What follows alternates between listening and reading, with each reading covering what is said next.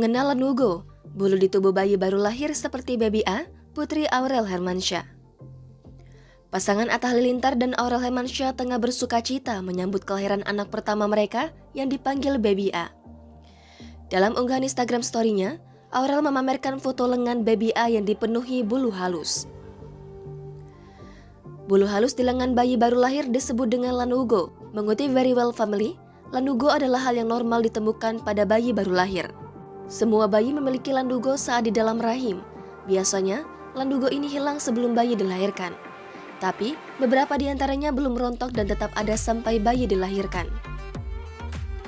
Umumnya, lanugo ini ditemukan pada bayi prematur.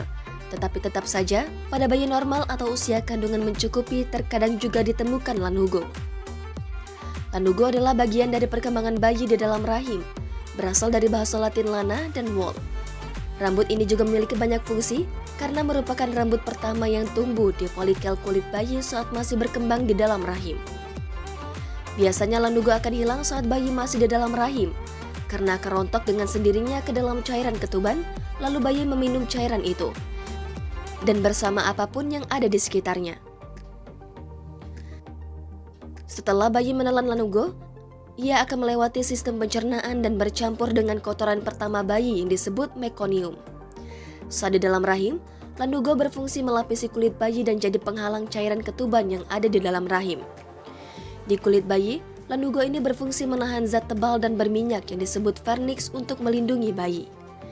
Namun saat menjelang lahiran, biasanya di usia 40 minggu lanugo ini akan lepas dengan sendirinya.